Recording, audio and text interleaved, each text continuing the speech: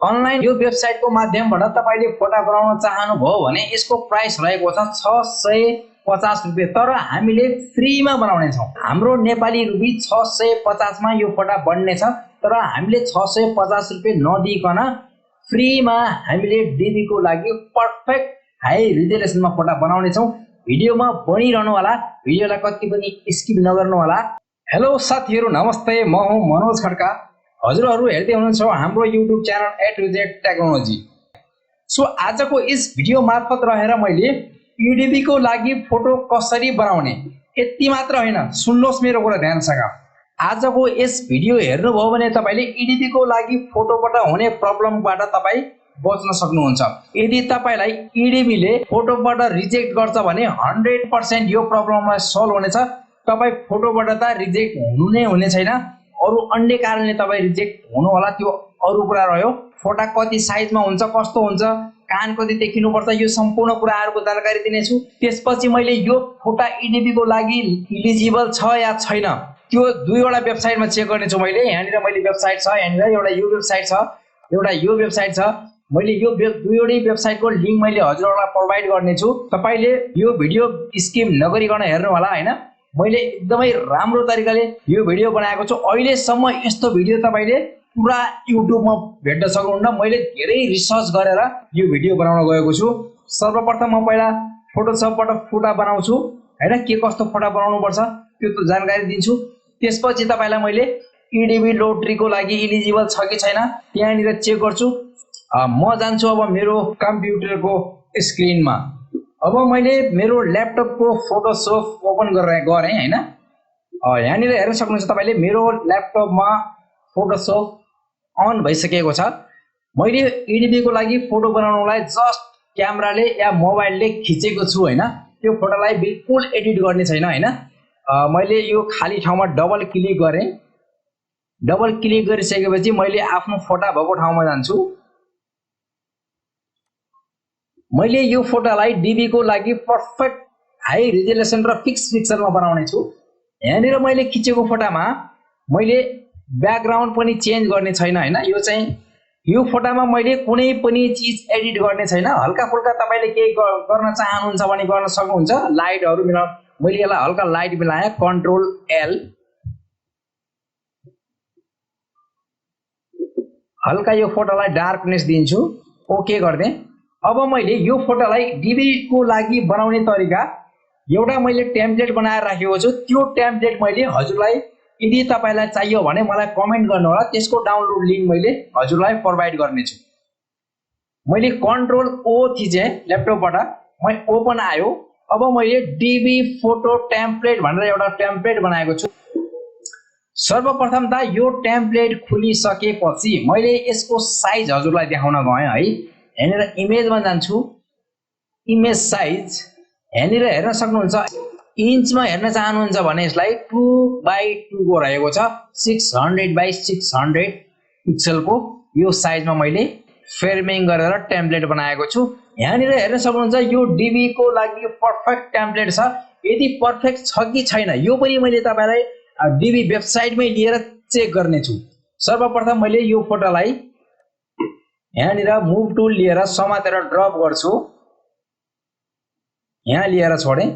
अब मैले जेट र अल्ट थिचेर जुमलाई माइनस गर्छु यसरी।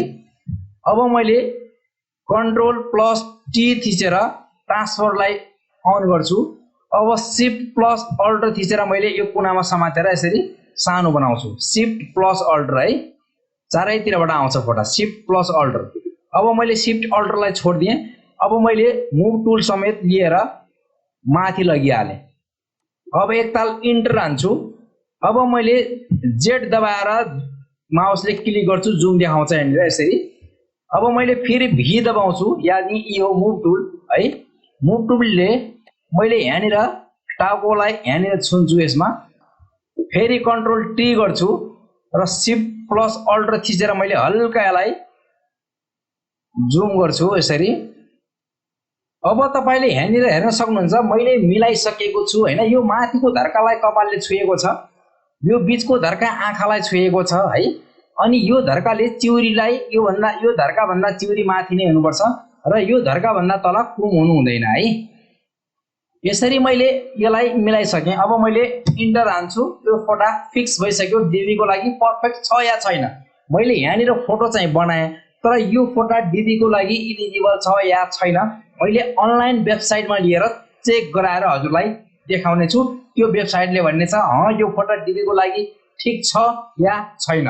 यदि छैन भने यो फोटालाई मैले डिबी भर्दिन्न, फेरि अर्को बनाउँछु। यदि छ भने यही फोटा लिएर मैले डिबी फर्म भर्छु है। यही तरिकाले मैले गत वर्षमा डिबी भरेर 48 जनामा 2 जनालाई सिलेक्सन गर्न सफल भएको है। अब फोटो कम्प्लिट भइसकेपछि यो फोटोलाई हामीले सेभ गर्नु पर्यो। सेभ गर्नुको लागि फाइलमा क्लिक गर्छु र सेभ एजमा क्लिक गर्छु। फोटोको साइज फर डिबी मैले लेखेँ हैन, फर डिबी 2x2 डेस्कटपमा राख्छु। यहाँनिर जेपीजी मा मैले सेभ गरेँ। जेपीजी क्लिक गरेर मैले सेभ गरेँ। That's all. फोटा कम्प्लिट भइसक्यो। कुनै एडिट नगरेर लाइट अलिकति डार्क छ भने कन्ट्रोल एल या कन्ट्रोल एम दबाएर लाइट दिन सक्नुहुन्छ। फोटो अब डिबी को लागि पर्फेक्ट भइसक्यो।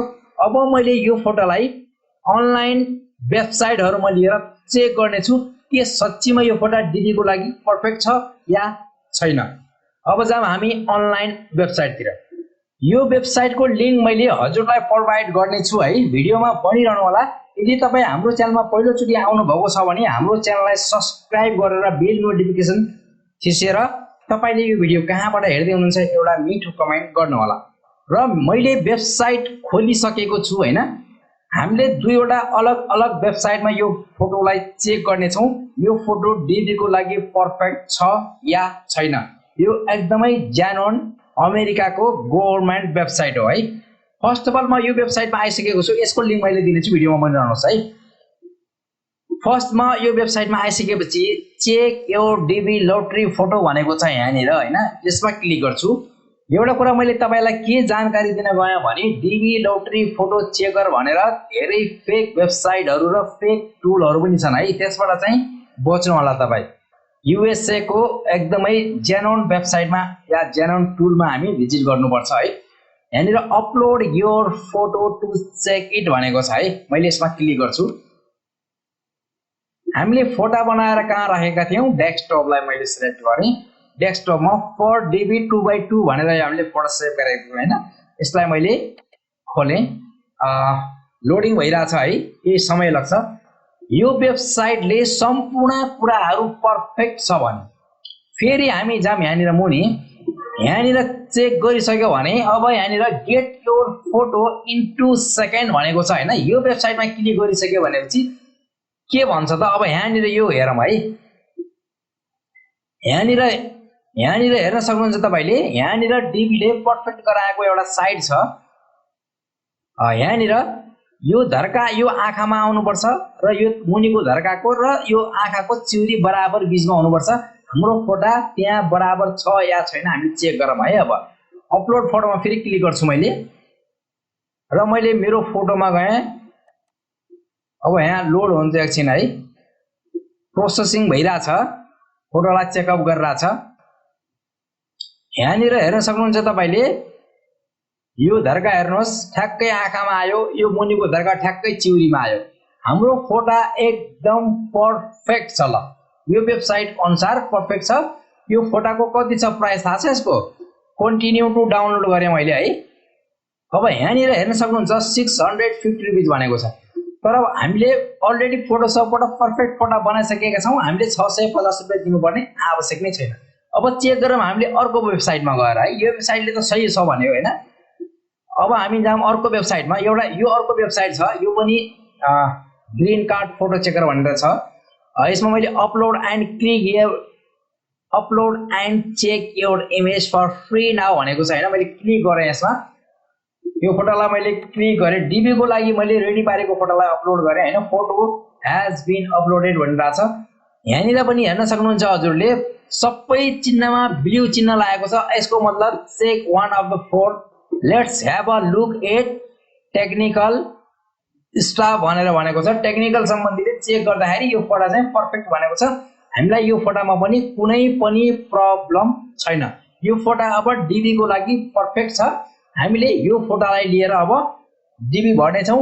यदि तपाईलाई फ्यामिली डिबी भर्न आउँदैन भने हामीले हाम्रो च्यानलमा फ्यामिली डिबी कसरी भर्ने भन्ने बारे भिडियो बनाएर अपलोड गरेका छौं। त्यो भिडियोलाई पनि हेर्न सक्नुहुन्छ र तपाईलाई डिबी सम्बन्धी केही कुराहरू सोध्नु छ भने पनि कमेन्ट गर्न सक्नुहुन्छ र तपाईलाई डिबी भर्न आउँदैन भने पनि तपाईले डिबी कसरी भर्ने त्यो भिडियो पनि मेरो च्यानलमा अलरेडी अपलोड भइसकेको छ। एकचोटी मेरो च्यानलमा भिजिट गरेर सम्पूर्ण भिडियोलाई तपाईले हेर्न सक्नुहुन्छ। यो तरिकाले तपाईले ईडीबी लोटरी फर्म एप्लाई गर्नुभयो भने फोटोबाट आउने कुनै पनि समस्या तपाईलाई आउने छैन। अन्य कारणले तपाई रिजेक्ट हुनु होला त्यो अलग कुरा रह्यो, तर फोटोबाट तपाई रिजेक्ट हुने छैन। फोटो तपाईको पर्फेक्ट हुनेछ। यसरी नै तपाईले डिबी को लागि फोटो बनाउनु होला। तपाईले मोबाइलबाट यदि तपाईले मोबाइलबाट फोटो बनाउन चाहनुहुन्छ भने पनि मोबाइलबाट ईडीबी को लागि फोटो कसरी बनाउने भन्ने बारेको भिडियो मैले मेरो च्यानलमा अपलोड गरेको छु। कुन चाहिँ भिडियो छ तपाईलाई मैले देखाएँ। यो भिडियो रहेको छ हैन, how to make a professional photo size for DV lottery 2025 in mobile भनेर मैले त्यो फोटो बनाएको छु। मोबाइलबाट यो भिडियो हेरेर तपाईले फोटो बनाउनु होला।